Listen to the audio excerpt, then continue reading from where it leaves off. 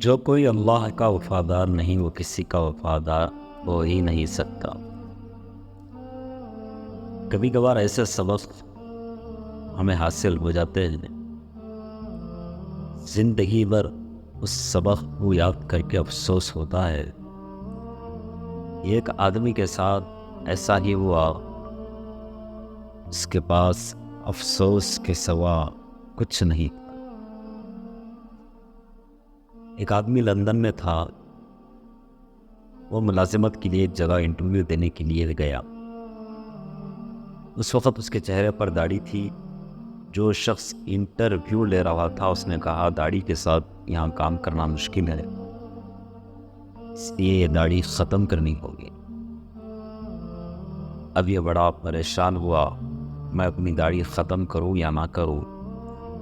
اس وقت وہ واپس چلا گیا اور 2-3 دن تک دوسری جگہوں پر ملازمت تلاش کرتے رہا، لیکن دوسری جگہ ملازمت نہیں ملی۔ اس لیے پریشان تھا۔ بالآخر اس نے فیصلہ کر ہی لیا کہ چلو داڑھی کٹوا ہی دیتے ہیں تاکہ ملازمت یعنی کام مل جائے۔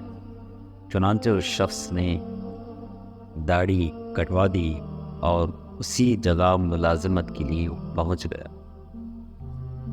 جب وہاں پہنچا تو انہوں نے پوچھا کیسے آنا ہوا۔ اس نے جواب دیا کہ آپ نے کہا تھا داڑھی کٹوا دو تو تمہیں ملازمت مل جائے، اس لیے میں داڑھی کٹوا کے آیا ہوں۔ اس نے پوچھا کہ آپ مسلمان ہیں؟ اس نے کہا جی ہاں میں مسلمان۔ اس نے پوچھا کہ آپ داڑھی کو ضروری سمجھتے تھے یا غیر ضروری؟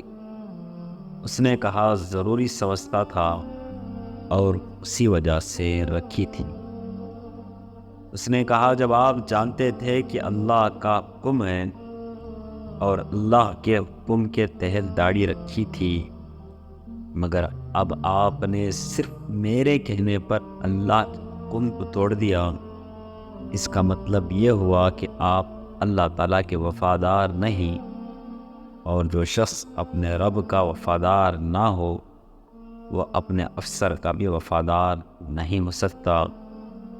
لہذا اب ہم آپ کو ملازمت پر رکھنے سے معذرت۔